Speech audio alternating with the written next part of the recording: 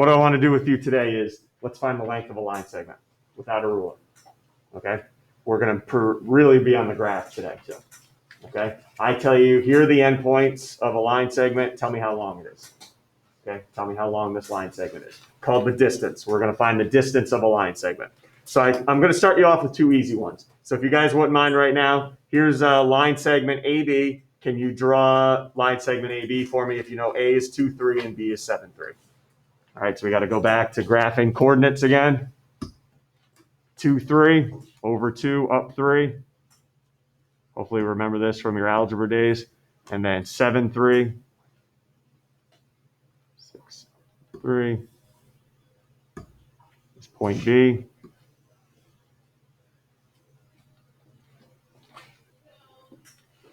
And as you guys could see in part B, what did we talk about yesterday? When I dropped the line segment symbol, what am I asking for AB now?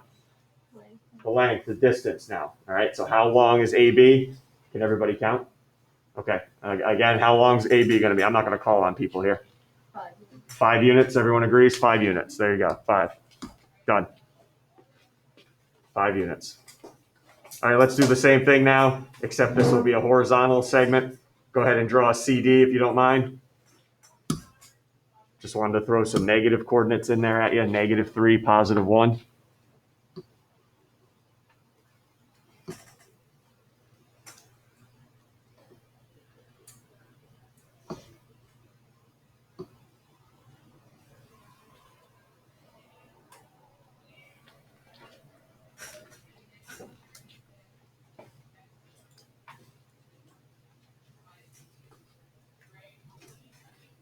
And same thing, I'm fine CD without the line segment symbol. Oh, hey, he's asking me to find the length, how long it is. How long CD? 3 units long? Everyone's all right? 3 units?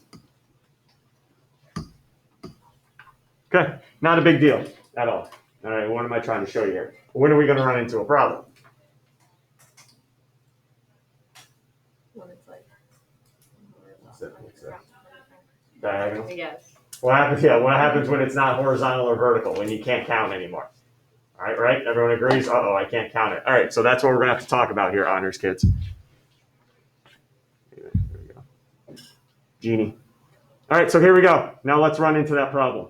Let's figure out what we're going to do here because we need to figure out a solution here. So let's draw a line segment EF now, 2, 1, 4, 5. Go ahead, and we'll talk.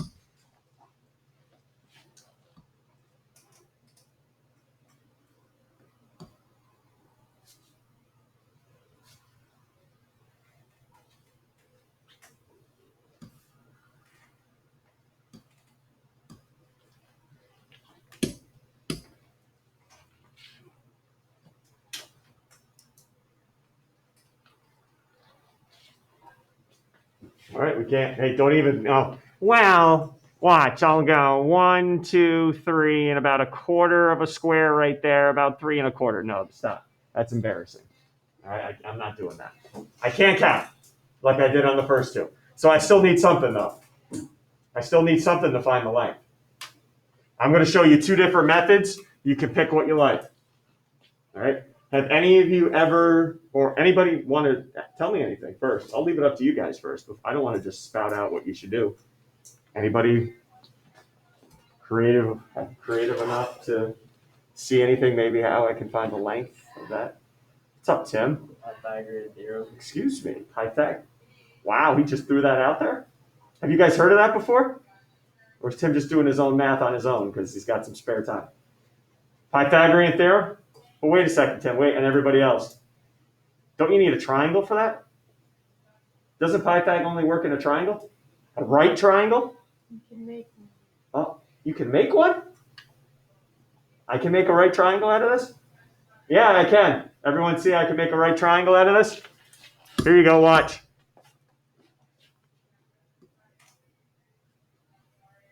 Yeah. Can you count the 2 sides we just drew in? All right, how long's the horizontal side?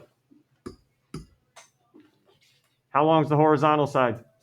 2 units, and how long's the vertical side? 4. All right, ready to do Pythag? So Pythag, I'm going to show you 2 different options because sometimes Pythag may not cut it. So Pythag, a squared plus b squared equals c squared. All right. Where's the 2 and the 4 going in for? A and B, right? And then c is the hypotenuse, the longest side. 2 squared plus 4 squared equals c squared. I'm going to go slow here. 4 plus 16 equals c squared.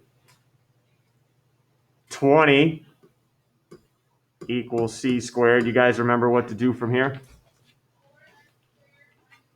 Because you got to solve. We're looking for c. That's not c squared. I'm looking for c here. Go ahead, Tim. It's your show here. Find the square root. Take the square root. You guys remember that? To get rid of a squared, you take the square root of both sides.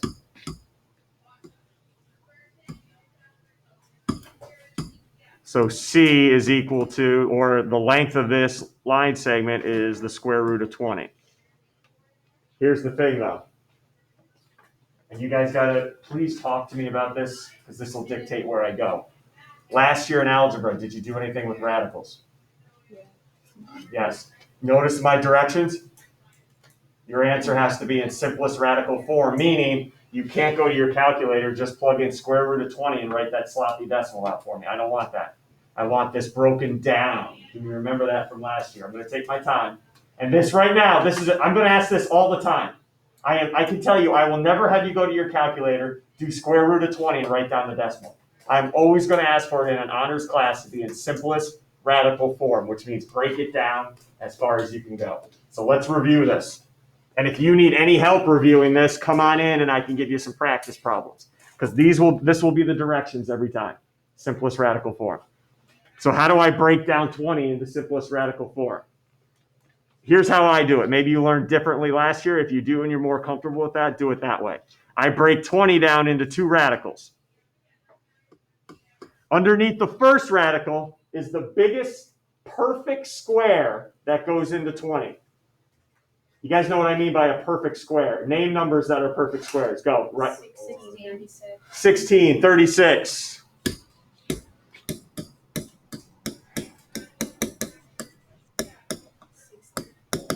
4, 9, 16, 25, 36. And I hate to break it to you, you don't need to memorize those. 4 is what squared? 9. 4, 5 squared, 6 squared. So just do it in your calculator if you forget what they are. No need to memorize them. No need. I don't know how high I'm going to have you go, but 49, 64, 81, 100. There you go. We'll just leave it there.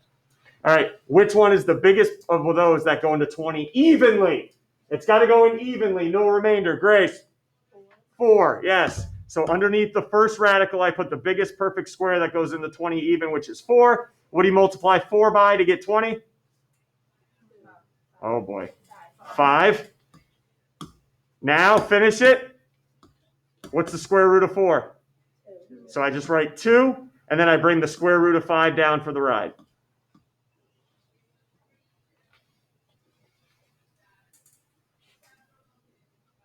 So the length of that line segment EF is 2 radical 5. So that 4, you put 4 in. I was thinking it was 16, but it has to go into 20. Evenly, no remainder. Okay. Right? That's the key. It can't have any remainder afterwards. Good, yes. Has to go in evenly. Questions? Okay, so I could do Pythag to do this. Now let me show you another way to do this. Because here's what may happen. You may not have graph paper on you. Right? You may not have graph paper. And if you don't have graph paper, it's going to be kind of tough to set up a right triangle and do Pythag. What if the coordinates are this? What if I change this to E is 4.62, 2.1, and F is negative 0.6, 2.32, and I want to know the distance now. Do you understand? Pythag's not going to really help you here, right? So here's another method that works every time called the distance formula. The distance formula, and here it is. D for distance equals big square root,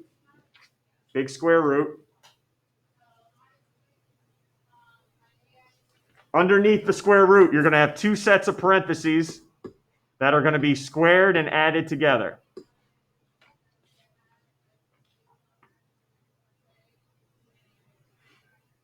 In those parentheses, ready? You subtract your x-coordinates. x2 minus x1. That represents the x-coordinates of both. Order does not matter. And then the other ones, what do you think I'm going to do? Subtract the y ones, right? Subtract your y coordinates. y2 minus y1. There's the distance formula. Works every time. Just a note, and I'll keep reminding you of this, I will not give this to you. I will not give it to you on a test or quiz. This is free. You have to remember that, okay? Right? You have to remember that. So let's do this problem real quick using the distance formula.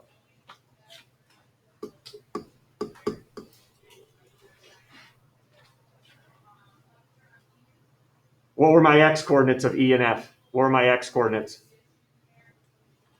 2 and 1 and 4. Oh, x-coordinates.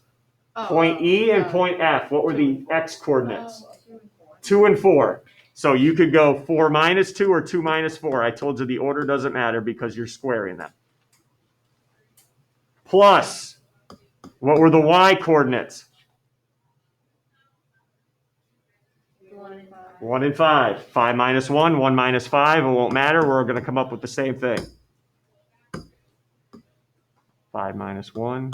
All right, everyone ready? Keep going. What do you get inside the first parenthesis? Oh, boy. 2, well, inside the parenthesis first. 2 squared 4.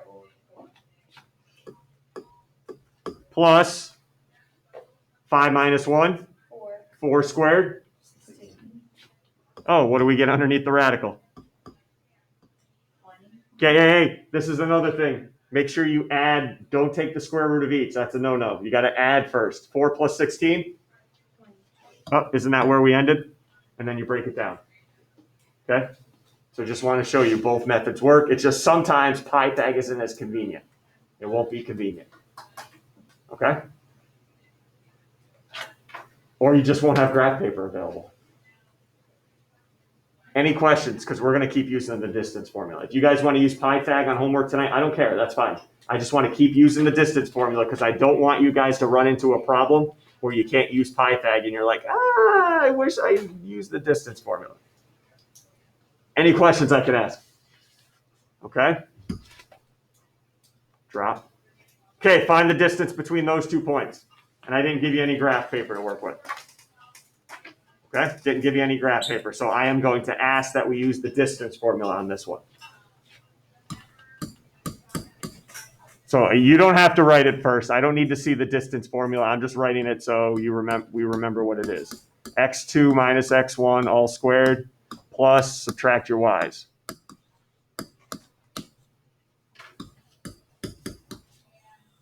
Okay, let's do this.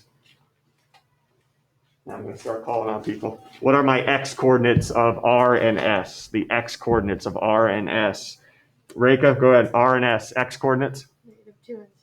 -2 and 6. So, ready? -2 minus 6. Or you're going to go 6 minus -2, which turns into what? 6 plus 2. So, watch out if you went that way. Order doesn't matter. Plus, what are my y coordinates of R and S? Tim? 6 and -2. Okay, watch. Ready? I'll do it just like Tim told me to. 6 minus a -2 will be what? Okay, so nobody freak out. Everyone sees where I got that +2 from. 6 minus -2. Also, I forgot to square them. Sorry. All right, here you go. You got to use your calculators. You use them. I don't care. -2 minus 6. -8. Okay, if you square -8, what should you get? 64. Okay, can we all, whoa. Anytime you square a negative number, you're going to get what type of number? Thank you. These two numbers underneath should both be positive after you're done squaring. 64 and 6 plus 2? 8. 8 squared? 64. Keep adding. So this is the square root of $1.28. Any issues? I just don't want you to take the square root of 64 and 6. No. You got to add them first. All right, you ready to break down now? Break down. This is a big number now. I'm looking for the biggest perfect square that goes into 128. And here's the hint. You already found it. Look at the work we did. Grace? 64, right? 64. And again, if you didn't see that, okay, here's what I'm doing right now. 128. Sorry. It's dead. I should be using mine anyway.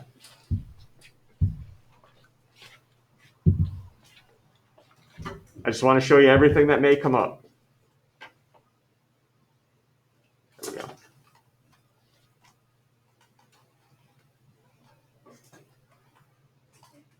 This just takes a second, or 2, or 20, or 60. Okay, so here's what we're doing.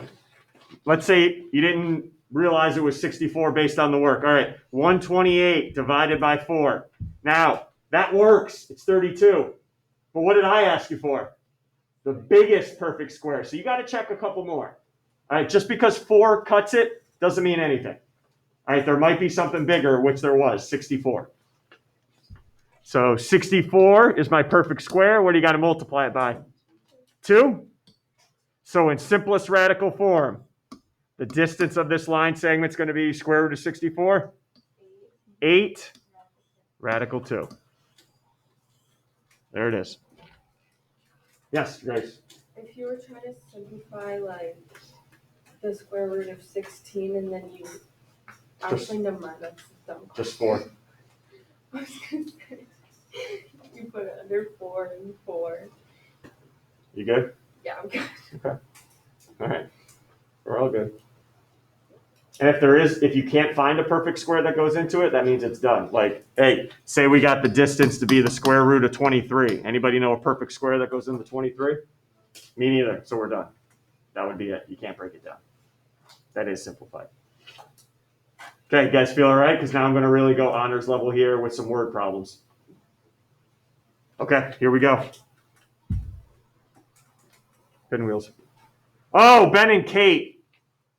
Ben and Kate making a map of their neighborhood. Somebody's got free time, huh?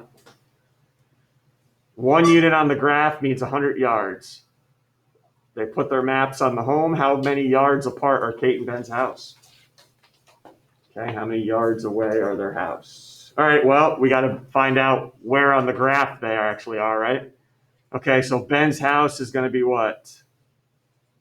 3, 4, 5, 6. 6'2"? Big Ben? So Ben's is at 6'2". How about Kate's? -2, -4. There we go. All right, we could do a couple things now. We could find the distance first between them and then apply the 100 yards. Or you could apply the 100 yards right now. Like instead of 6'2", make this what? 600, 200, -200, -400. It's your choice, really. It's your choice. Whether we convert it now or you convert it after we find the distance. Do we have a decision as a majority, or do it at the end or do it now? At the end. You want to do it at the end? Okay, so just make sure we multiply by 100 at the end. All right. Here's, if you wanted to use Pythag here, you could. I'm going to keep continuously using the distance formula so we get some reps at it.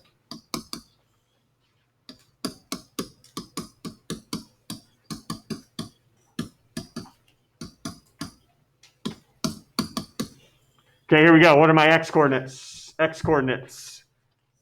Relax.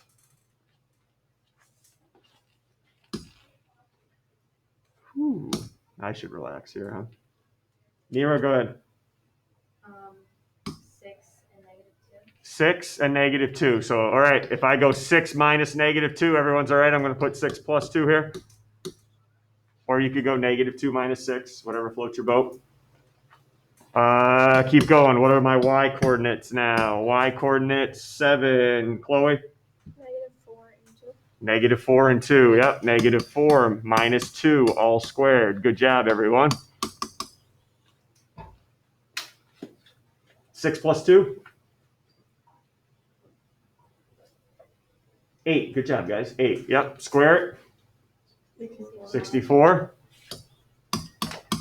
-4 minus 2. -6, but you square it. Yep. Always got to be positive after you square. Oh, you guys got off easy here, didn't you? Yeah. Yeah, you did. 64 and 36. No reason to break that down. Right, Grace? All right. No reason to break that down. Square root of 100? 10. So that's how many units away they are. 10 units away, but every 1 unit represents 100 yards. So what do I need to do here to find the distance between them? Multiply by 100. Yep. So the distance will be, take my 10, multiply it by 100. So it is how many yards away? 10,000? You're right there, Lucy. Just add 1 0 on. 1,000 yards.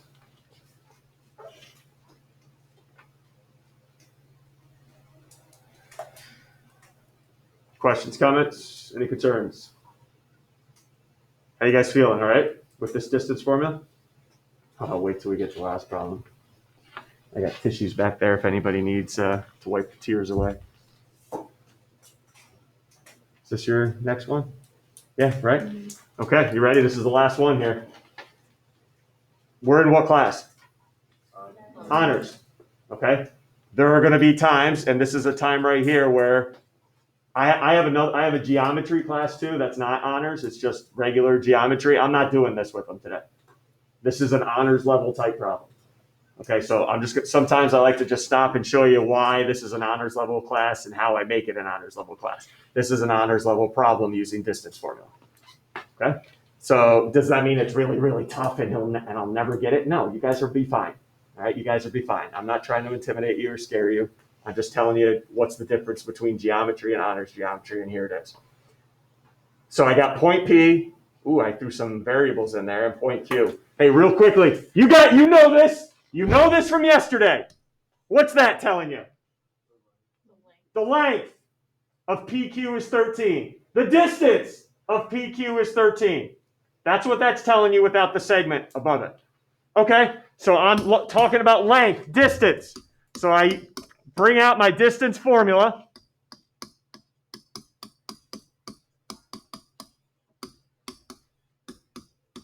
Where's that 13 going to go then? In for the distance. All right? In for the distance. 13 equals. All right, let's take our time now. What are my x coordinates? 3n and 4n, right? And I'm sure most of us want to put the 4n first, which is fine. I'm fine with that.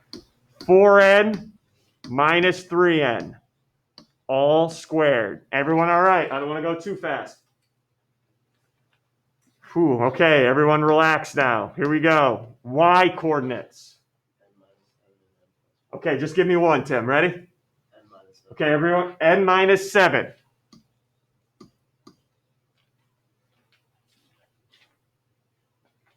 Minus the other y coordinate. The entire y coordinate. What's the other y coordinate?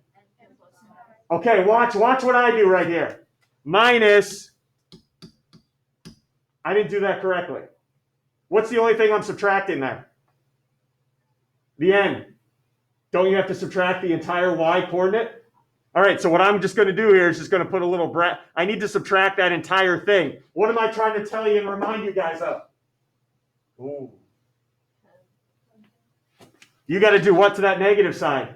Apply it to the n and apply it to the 5. Remember when I I just did it without it? What am I only subtracting? The n. You got to subtract the whole thing. All right, watch out for that. You got to subtract the whole thing here. Everyone see that? Everyone okay? Did I go over that all right? If you write it without the brackets or parentheses, you're just subtracting n, but I want to subtract the whole darn thing. All right? Okay, so now how do we solve this? Well, can we clean up some of this stuff in here? Let's clean it up. 13 equals, what do you end up with inside the first parenthesis? N, and you square it and you get n squared. All right, let's do a little work in here first. Can we distribute that negative sign to more than the n? So we'll have n minus 7, then distribute it. What do you end up with? Minus n minus 5 all squared. Everyone all right?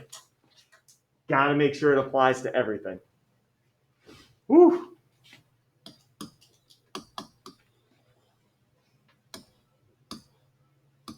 Okay, what happens to the ends? They cancel out. Yeah, they do, don't they? Everyone sees that? They cancel out. You got n minus n. And then I got negative 7 minus 5. Isn't it n minus negative n? No, it's n minus n. Because remember, I just applied it right there. Okay. It was a positive, but then when I distributed the negative through, it became minus n. So everyone's all right? Crosses out. What's still left, though? Negative 7 minus 5. Negative 12. Square negative 12 plus 144. Yikes.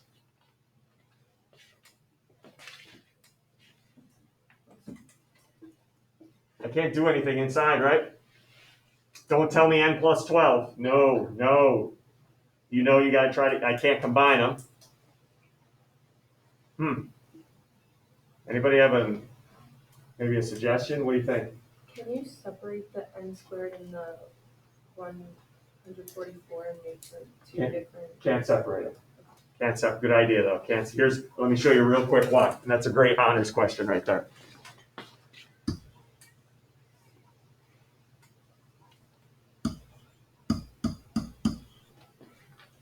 Okay, ready?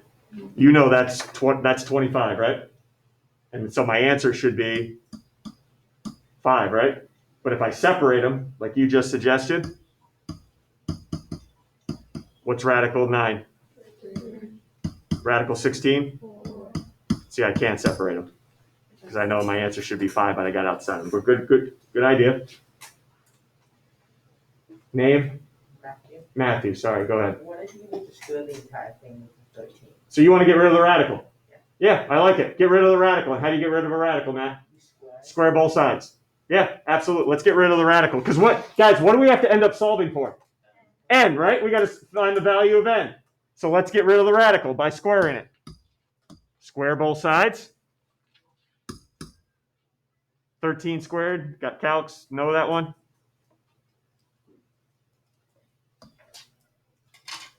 $169. And all I did by squaring it, the radical drops. Okay, keep going. You're still solving for n. What can I do? Use your algebra now. Find the square root of n. Not yet. It's not. It's got to be by minus itself. 44. Now boot the 144 over, right?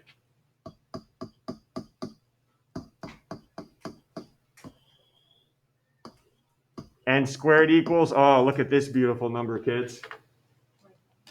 25. How do you want to solve for n here? Oh, now take the square root of n.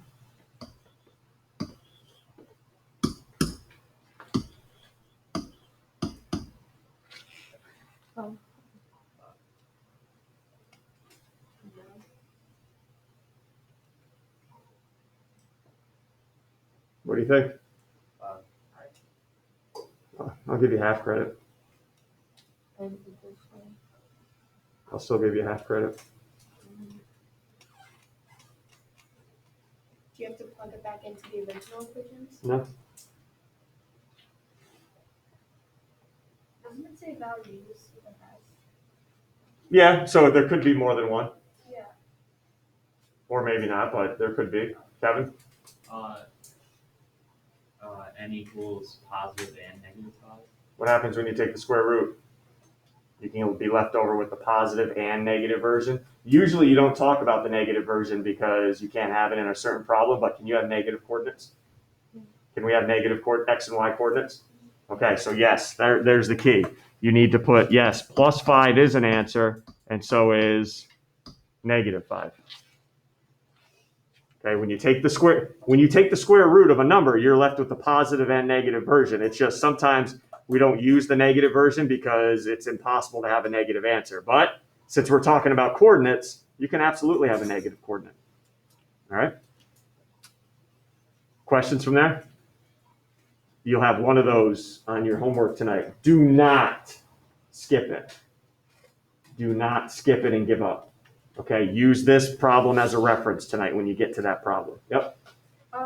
So anytime you're doing coordinates, you can always put like the negative numbers. The positive, and if you take the square root. Okay. If you take the square root, yeah. All right, but if it's something like we're talking about how tall somebody is, I don't need that negative answer because you can't be a negative amount of feet tall, right? There's sometimes some problems we'll need it, sometimes we won't. Everyone okay and good? Okay, so out of the book tonight, please pay attention to the directions. Okay, I'm only asking you to do 1, 2, 3, 4, 5 problems tonight. All right, and I give you a little directions for almost each of them. So please follow those directions. That'll help you out a lot. And then we'll be back on Friday with what? Compass. Yes. Good work today. Good group we got here. Good group.